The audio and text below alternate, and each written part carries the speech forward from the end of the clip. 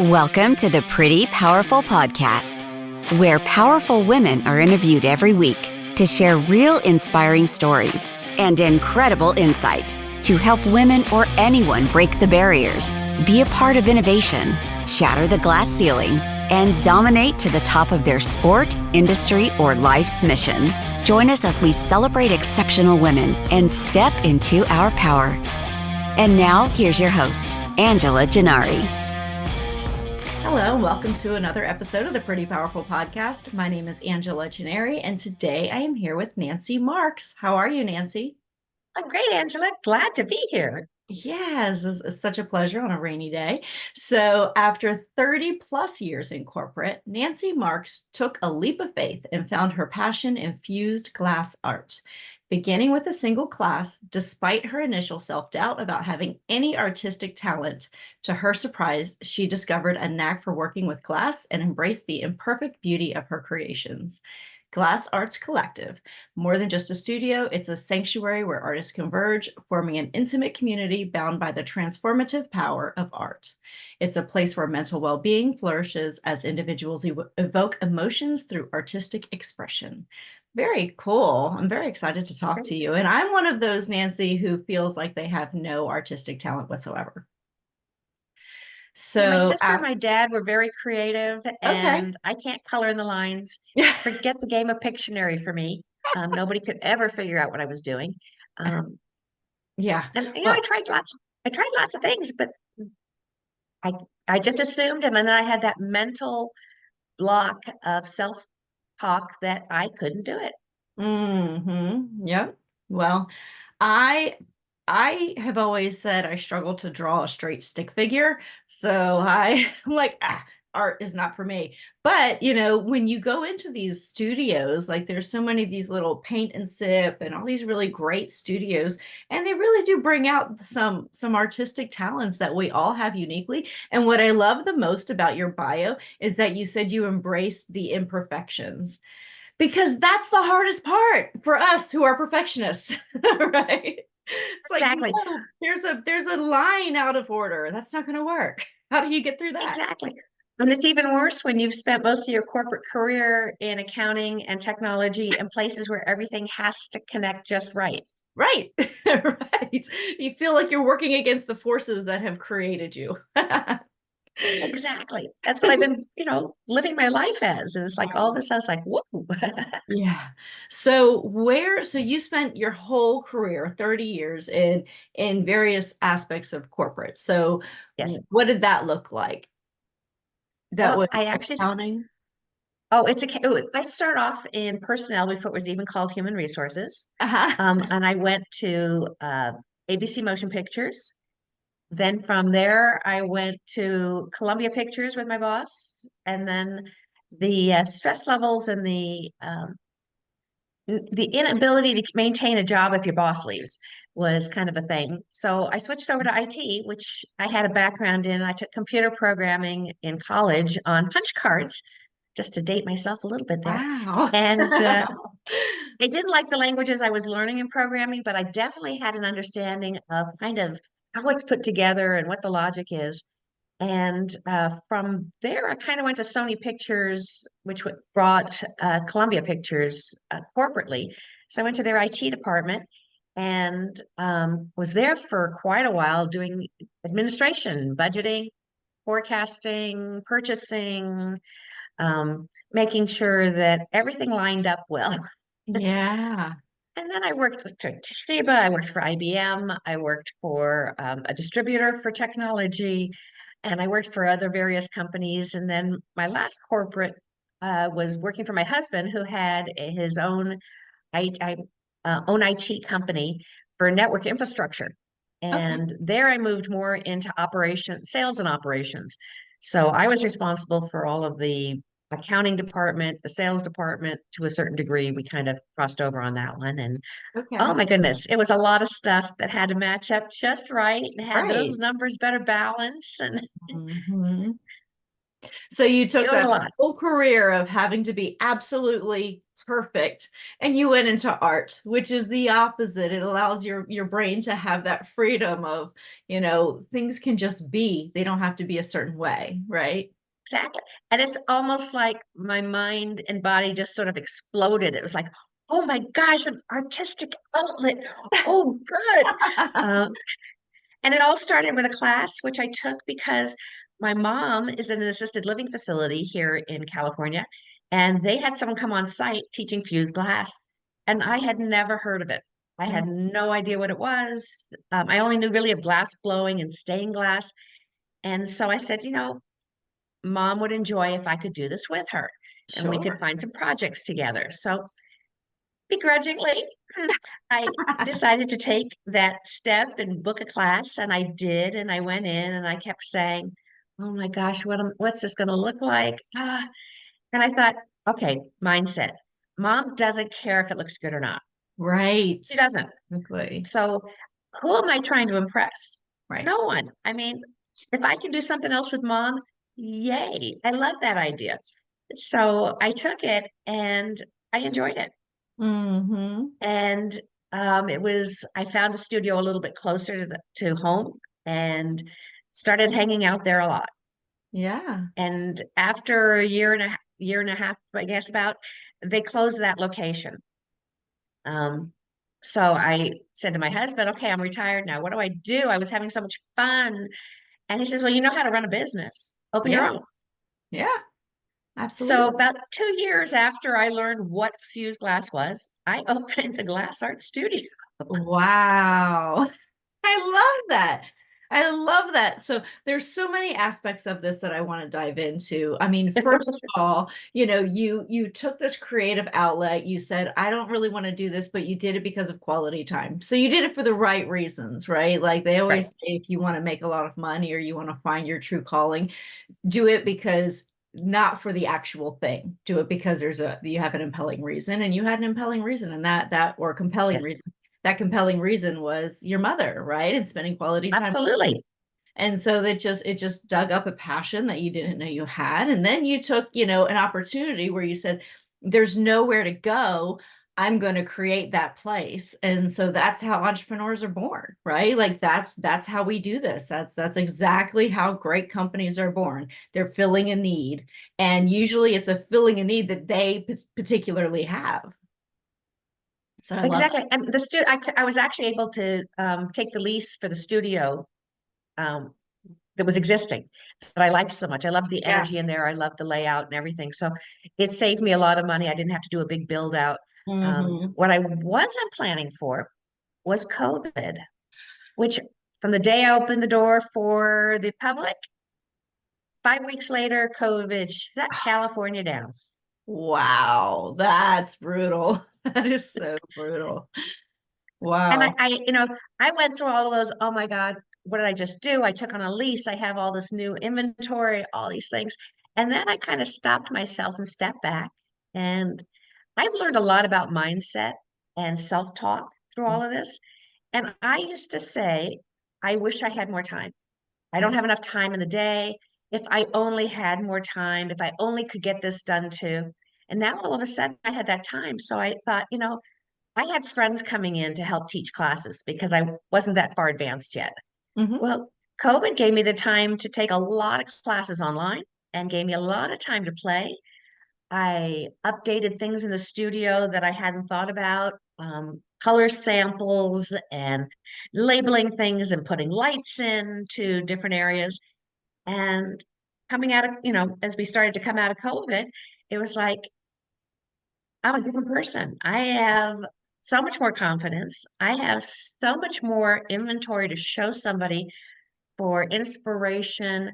Um, the gift shop in the front, and which was for pickup only originally. Hmm. And I grew. I grew tremendously and had a lot of friends who really were very, very supportive. That community of people, like-minded people was amazing.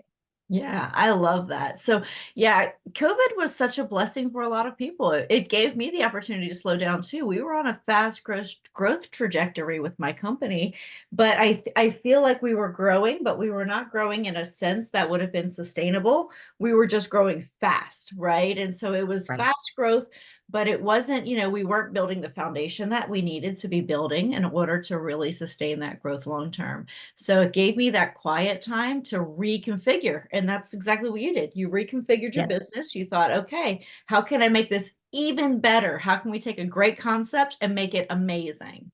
So that's exactly. awesome. Good for you. So, and it gave you a little bit more foundation for your training, more confidence. And so you have artists that are not, you have art in your studio that's not your own. How do you find those artists? Well, I think the energy, how they talk about they, I love that word they. Who are Yeah. they? But, if you give the right vibes, you have the right energy, you put out to the universe that you're looking for like-minded people, they do come. They do come. And a lot of them actually started with fused glass at my studio. They had never done it. They've done other types of art, but had never done fused glass. Okay. And I have an open studio community now. So it's a membership where they pay a monthly, like sort of like a gym membership, and they can come whenever there's open studio membership time, which I have on the calendar quite a bit of it each week, because I want to support them too. So Yeah. they're supporting me on a monthly basis, and I went ding, ding, ding, ding. How can I support them more? So their stuff started going in my gift shop as well to help support them because they're making all this stuff. Where are they going to Sure. sell it? Mhm. A lot of them don't have the mindset to be a business person, and so setting up Mhm. an Etsy site or Spotify, they're great, but you still have to be able to do all of that work. So I Yeah. helped them by taking that issue of how am I going to sell my art now Yeah. and put it into a common place. And everyone is so supportive of each other. We're all doing one of a kind things. We're not doing mass production. We're not trying to go down to the flea markets or the farmers markets or um, so we're not just laying a bunch of stuff out and doing the same thing over and over again. Each one is an individual piece and it has love and attention, and a lot of times we'll say, "Oh my gosh, you need a piece like this in yours," and we'll Mhm. share pieces of art that we have that we didn't, it didn't fit the piece we wanted. It was Yeah. glass we had because there's a lot of specialty glass, or we made some stuff that looked like this would be perfect in yours. So we go around and go, okay, so this part of my piece is from so and so, and this part of my piece is from so and so, and Wow. it is such a warm and loving environment. Oh, that's so amazing. Well, and it's wonderful that you're promoting them and that you're helping them, because like you said, not everybody has business acumen. Not everybody wants to do business. If you're an artist or you're skilled at a certain task or you have a certain skill set, doesn't mean that you necessarily want to be a business owner. And so just having somebody take that burden off of you and saying, "Hey, can you just help me to monetize this so that I'm not even if they're not making $1 million, it just pays for their costs sometimes. It pays for their time, their costs, their effort, and just being able to give them that gift of helping them is amazing. And it is so much fun watching someone come in and pick out a piece when the artist is in the studio. And I'll Oh go, oh, it just so happens the artist is in the studio, and the artist will come over and they will be introduced. They'll talk about their piece with the other person and they'll have a great time. yeah. And so it works out really nicely to have that kind of camaraderie on top of everything else. Absolutely. So if you guys are watching or you're listening to the podcast, you're not seeing her beautiful background, but she has some of the most amazing, beautiful art behind her. So are these the pieces that people can find in your gift store? Yes. Some of them actually have sold already, Mhm. but they can find them in the gift store. So if they're in the Los Angeles area, they can come and visit in person. But we've also now built out the gift shop so it's online from our website. We have our own e-commerce site built into it, and we're shipping throughout the United States. Oh, nice. So you can pick up something and have it shipped to a friend. And one of the things they always talk about in marketing, which is probably the area I'm learning the most about now, because I didn't have to do that before, Yeah. is, who are your ideal customers? Hmm. And everyone needs a gift for somebody. Oh, yeah. And so often when you go into this, there aren't a lot of places that have handcrafted nice gifts around for you. And so being able to go and find something that's a one of a kind that you can pick, and find and send to your friends with a gift note, there's just, there's nothing better than Mhm. opening something that is just totally different. And a lot of our stuff is designed to be used every day. I Oh, mean, you can really? use it in the kitchen. It's food safe. Hmm. So we have stuff that's food safe, and for the kitchen, we have wall art, we have table art, we have jewelry, we have wine bottle stoppers. I mean, we even have letter openers Oh, and wow. bracelets. And I mean, almost anything we name it, we have it. But it's not quite Mhm. that good, but it's really close. So more than likely, we have got something for that special someone in your life. Oh, that's wonderful. So let's talk a little bit about business ownership and kind of when you started. So what were some of your challenges when you were getting started with your business? I mean, obviously COVID, that was a big factor, but Right. just deciding where to get a lease and what to sell. How did you start making some of those decisions and what obstacles did you run into? I think the easiest part for me was where to do it Yeah. because there was an existing facility. Mm. And I knew that. So that helped out probably with one of the biggest challenges. And I didn't have to worry about getting it built out. I had to have an electrician come in and add some additional things, that kind of stuff. Um, but I'm really comfortable making those calls. I understand electricity, from working with technology. I'm Yeah. happy to talk about, do you have a battery backup and, Yeah. those types of things, not too many things on the same circuit. So that kind of thing made me very comfortable. I know how to do a lot of setup of things. I would say the biggest thing was really marketing and Mm. publicity and how do I let people know that I'm here? Mhm. Mhm. And that has been a consistent challenge. It's been pretty much word of mouth that has been getting, um, because if you don't know what fused glass is, and actually I should explain that. Yeah, I was about to say, A why don't you tell us about it? Because I don't even know that I know what fused glass is. Yeah. So a fused, there's the typical kind of glass things you know about is blown glass, and that's considered hot glass. That's around 2000 degrees. And a lot Okay. of people have seen the Netflix show Blown Away, which is a phenomenal show. And you have to be going all the time, and it's hot and it's a lot of energy and the thought process, you need to really be right there for all of it. Mm. Um, Stained glass, people think of church windows. Mhm. And Mhm. that's been around for a very long time. And then there's mosaic, which can be tile or glass. And there's all kinds of different products you can use with that as well. And then fused glass isn't as old as a lot of the others. So fused glass is making everything at a comfortable temperature. Okay. Music playing, you can have a glass of wine, um, you can have snacks.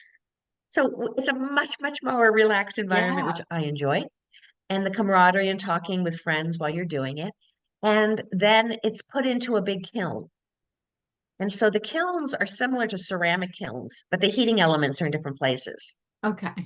So you make it at room temperature, everything's comfortable, and then I put it in the kilns, and that's about an 18 to 20-hour cycle, depending on the schedule, because you want to take up the temperature slowly so that the glass doesn't have thermal shock and crack. Ah, okay. So depending on the size of the pieces, I mean, some of the pieces are very large and the outer edge is going to heat first and it takes longer, like a cake, for the center to get the same heat. So you stop at different points to let the temperature even out throughout the whole piece of glass.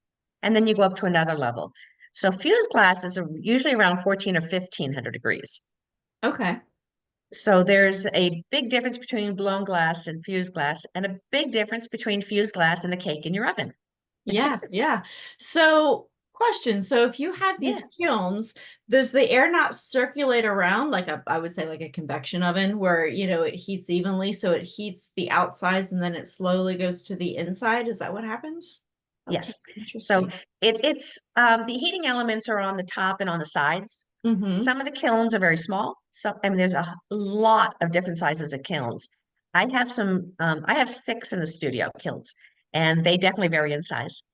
But I try to fill for classes and special projects, the bigger ones. And so Mm-hmm. we put a lot of different pieces in. And so the heat is coming towards the center, but sometimes, you're sort of on one side or the other more. And so there's a thermostat inside to make sure that the evenness of the heat in there is working. But the Interesting. air is circulating inside. So, question, how does it all stay together before it fuses? Well, most things are built on a base sheet of glass. Okay. And so we have people put a little dab of glue, Mm-hmm. just so I can carry it to the kiln. Right. Yeah. And I like to make sure it stays the design they want. Mm-hmm. Life is real. Yes. Sometimes you can be a little shaky or somebody can interrupt and you turn. But I always say a dab of glue for a couple of reasons. One, we don't want a lot of glue. The glue will melt off at about 500 degrees. Mm. And if you put too much glue while it's melting, whatever you're trying to glue can move around. Oh, interesting. Okay. So it's become liquefied. Hmm. So you want to do that. And then the other thing is that a lot of times if you use too much glue throughout a big solid piece, the edges seal before all the glue can burn off and the gases escape out.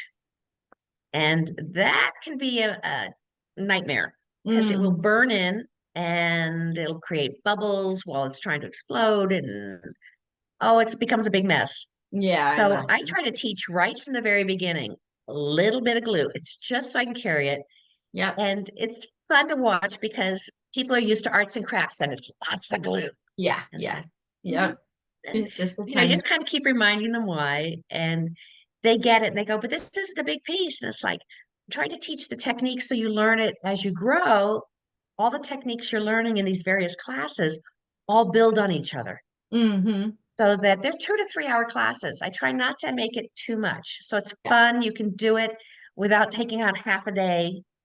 And then you can have fun and then you can go to lunch beforehand or dinner, or you can incorporate other things with your friends Yeah, absolutely. or family. So, how do you find your customers? How do you is it mostly people who are coming in just for one day, or are these people who are really committed to the process? All the above. Okay, And good. including, we do team building sessions. We do Oh, birthday okay. parties, Yeah. girls' nights out. We will have community groups come in and do their meeting first, and then have everybody make something. So Oh, it adds on to the meeting and making it more interesting. And they find they get more people coming yeah, to the meetings absolutely. when there's something else to go do as well. Yeah, yeah. Well, and I think team building is a great idea because it's a very, lovely distraction. It's something that you can do and it brings out creativity and it allows you to kind of work together to create beautiful art. So that's wonderful. All right. So you have so many wonderful pieces. How do you get your inspiration? I I find all of us are very different. Mm-hmm. I find a lot of my inspiration is very dependent on my mood. Okay. So I don't draw things out first. I have other friends who are very meticulous and they draw things out, and that's great, and it works for them. I find I pick my colors and decide that sort of first. And then from there, I kind of decide what do I want to do with them? What am I in the mood for? Um, Gee, what are we low in stock in the gift shop on? Oh, Mm-hmm. gee, my friend mentioned something, or somebody came in and said, wouldn't it be nice if Yeah. my array of glass is probably not the most unique in the studio because there's a couple of my friends now that have a huge variety, and that's based on the fact that they did painting before or something else in art prior. So they have kind of these ideas in their head already that they really enjoy doing. And Yeah. so they're converting those types of techniques into glass. Mm-hmm. So we can actually paint on glass. There's paints and enamels that can go into the high heat. Oh, And interesting. we can do paint pours. So we can use some of those and pour the glass. And so things that they've done in other mediums of art. Um, and even things as silly as music. We've had people kind of think of songs and there's kind of a flow and what makes them feel while they're listening to a song. And they kind of put a flow together. So some pieces are designed to be very specific designs, and some of them are very abstract. Okay, very nice. And it's all, I mean, it's all different ways. In sort of the upper corner, for those of you that are on YouTube, there are little plants. Mm-hmm. Somebody had been working on their garden, and so they came in and made a bunch of little potted plants in Oh, glass. so beautiful. Yeah, absolutely. And the one to your bottom left shoulder, to your shoulder, it is beautiful. I mean, that's a very stunning piece. Is it a sculpture? It's yeah, it's kind of like a starburst. Yeah. That is, it was one of my earlier pieces that I made actually, and I begrudgingly decided to finally sell it because I knew I could make another one, but I liked it so much. And that's Yeah. probably the hardest thing for all of us is you make something that you just fall in love with. And it just touched you with some reason. And it's like, okay, it's time to let it touch someone else's life now. Yeah. Oh, I love that. That's beautiful. So what advice would you give to your 18-year-old self? Um, don't be so serious. I Hmm. mean, I've always had kind of a silly personality and playful personality, but I would take myself really seriously. Hmm. And I would say tone that down, Yeah. trust yourself more. I think that I did way too much negative talk to myself for a long time. And, you're not good enough because of this or that, or you're not as good as they are. So why even try? And I have really taken on that kind of thought process that, you know what? That is not me. That's Hmm. my ego talking, and it's time to learn to work around that and tell my ego it's not in control anymore. So Yes. I wish I'd done that at 18. I know. I wish I had learned a little bit more about how we speak to ourselves makes all the difference because I think I dealt with so much imposter syndrome and, Yes, constantly doubting my skills and abilities. And there's just so much negative self-talk of, what are you doing here? You don't deserve to be here. Everybody here is more qualified. And so I would say yes, these awful things in my head and then try yes, to go out and be confident in a room. And it doesn't fit. It doesn't match, right? Like exactly. how you project yourself and what you say to yourself has to match.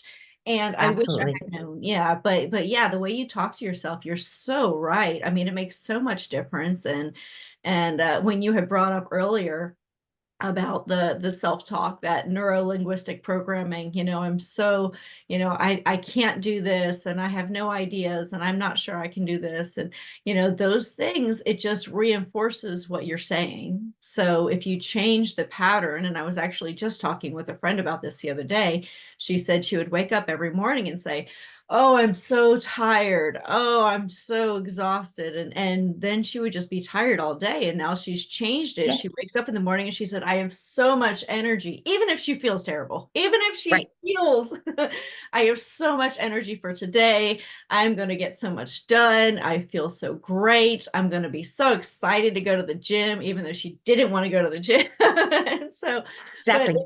changed. She said her whole, like, she's been doing it for 6 weeks and it's changed everything for her. So, I think you're Yeah. right. Just learning that at a younger age would just change things for us tremendously.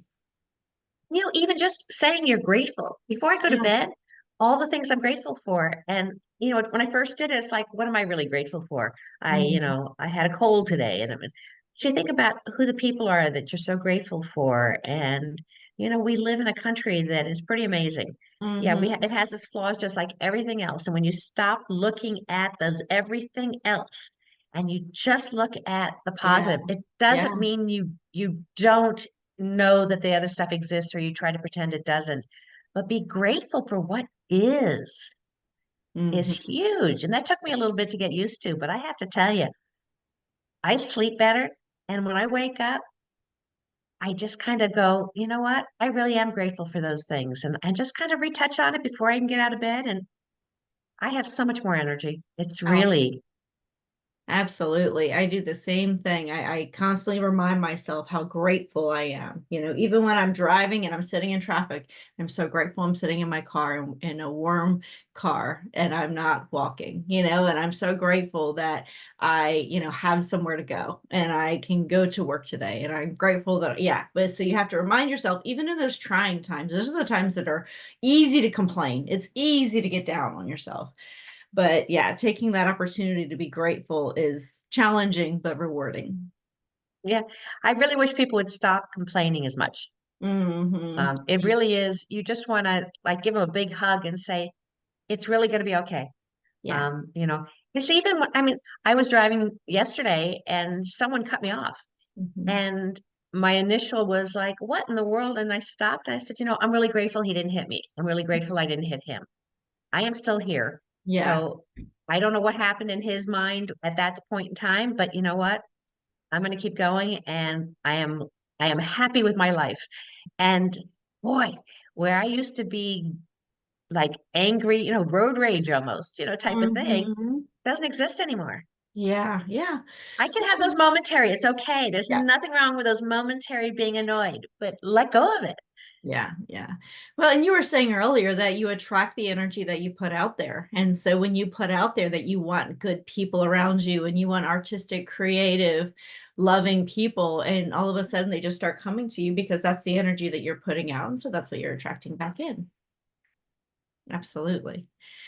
So, one of the things that I ask on every podcast is, as women, we often give our power away and, whatever that looks like, in so many different ways. And so, it could be taking criticism. It could be, not moving up into a promotion that you deserved. We just gave our power away. Is there a time that you gave your power away and then maybe another time that you stepped into your power? Oh, so many times I gave my power away. You are absolutely right. And pretty much for all the reasons you just said. Hmm. Uh, yeah, different jobs. And absolutely, I found my power when I would jump from being in human resources to motion picture division. Oh, I yeah. decided that, you know what, I can learn anything. Yeah. And so I would look back sometimes and exactly what you said. Why didn't I speak up? Why didn't I say something? Why did I allow someone to talk to me that way? And Hmm. why did I let it bother me? I Mm. can't Yeah. change how somebody's going to talk to me. They can give me a complaint. They can. I had someone tell me in high school that I shouldn't wear dresses or skirts because it looks like I have toothpicks sticking out underneath because I have long, thin legs. Jeez. And Oh, somehow I took that as I shouldn't wear dresses or skirts for years. And I'm like, oh my stars, why would I care what she said? I look great in dresses and skirts. yeah. And you're just like, oh, wow. Not what I was expecting when you realize you've done that. But somebody else's thoughts do not have to be yours. And that, Nope. again, I wish I told myself, my 6-year-old self that. Yeah, just because somebody says it doesn't mean it's true. And this is one thing I've had to say so many times. I'm like, just because somebody has verbalized something doesn't make it true. Like, and it can be Exactly. their truth and still not be our truth. Yes. And it's like when I was a kid, I would go door to door to friends to see who we could play. And if Yep. somebody couldn't play that day, I didn't take it personally. I didn't take it that they didn't like me anymore. I didn't take it as anything other than they couldn't play that at that point. Sure. And now it's like you call somebody up, and if they're not available or they don't return your phone call fast enough, what's going on? It's like Yep. maybe they're busy. Yeah, yeah. Maybe it's okay. Yeah, we Yeah, tend to be on-demand generation now. All of a sudden, like suddenly everybody has to respond immediately, and that's why I don't wear an Apple Watch and I don't wear, anything that makes me even more in demand than I already am because I don't want to be at anyone else's beck and call. I've got my own life to run. So, exactly. And a lot of what you can do, and you probably do it as well, is you set time frames where I'm going to get this done in this time frame, and I'm not going to be interrupted yep. unless it's, somebody in the family has a true emergency. anything else can wait. Yep. And that really helps. It's very easy to get distracted when the people are in front of you and walk up to you and say, "Hey, can you show me how to do this?" Or where is this now? And I'm Mhm. like, "I'll show you in a minute or two. Let me just finish what I'm doing." And Yeah. to be able to say that, no one has been insulted ever. Like, "Oh, okay, no problem. Thanks." Yep. And I Yep. didn't have to stop what I was working on. Exactly. Yeah, I feel the same way with phone calls. I don't like to take phone calls because phone calls are very disruptive. And so if I'm in the flow of doing something and am working on something and I've been working on it for a half hour and then all of a sudden I take a phone call, it can take 15 minutes to get back to the point where I'm focused on my work again. So I don't generally take phone calls for that reason during the workday or when I'm in a project or so you just have to call me back later or Yeah, text me if that's you what want. voicemail's for. Yes. Yep. So this has been very enjoyable, but one last question Oh, for you. yes. Um, what do you wish more people knew? Wow. I wish more people knew that creativity can help you relax. Oh, yeah. That the arts, and it doesn't, I mean, I love fuse glass. That's my passion. But find what's yours. I mean, it might be just sketching, Hmm. and people find they don't have the time to sketch. Well, while you're waiting for dinner, do a Hmm. little sketch.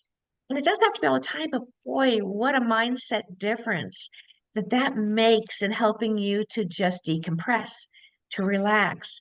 I think one of the things that I love so much when people have come into a class is at the end of the class, they'll go, "I am so much more relaxed." Oh, And, wow. and it was a big enough difference for them that they wanted to share it.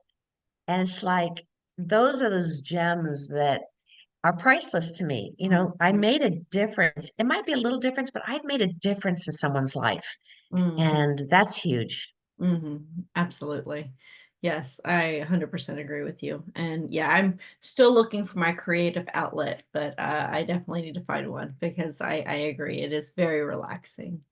Well, thank you so much, Nancy. You have been such Hey, a Angela, pleasure. it's been a I've great really- pleasure. Thank you. This was so much fun. yes. So, how can people find you and your studio? So, the best place to go is my website, which is glassarts with an S, collective.com. The registration for the classes is online, and then you come in for the classes. I Okay. have my website there. We have a gallery of art that we're not selling, but just to see a lot of different pieces. We have what's going on for events. We're putting our podcasts up there now too, which is Yay. exciting. And then we also have included now that we have an art gallery exhibit for our open studio people. So for an entire month. So Fran Elson is coming up next, and all that schedule is on the website. And then we Okay. have Instagram, YouTube, and Facebook. They're all glassartscollective.com. And I'm on LinkedIn, Nancy Marks. Okay. So you can find me there as well. Awesome. Well, thank you so much. And we will have her links on prettypowerfulpodcast.com. So if you didn't catch anything that she said, please go to prettypowerfulpodcast.com and you can find all the links there as well. So thank you again, Nancy. This has been such a pleasure. I'll definitely come check out your studio next time I am in LA because I think that you just do some great work. So thank you so much for your time. Thank you, Angela. Well, everyone have an amazing day and please check out the next episode of the Pretty Powerful Podcast. Have an amazing day, y'all. Bye-bye. Thank you for joining our guests on the Pretty Powerful Podcast. And we hope you've gained new insight and learned from exceptional women. Remember to subscribe or check out this and all episodes on prettypowerfulpodcast.com. Visit us next time, and until then, step into your own power.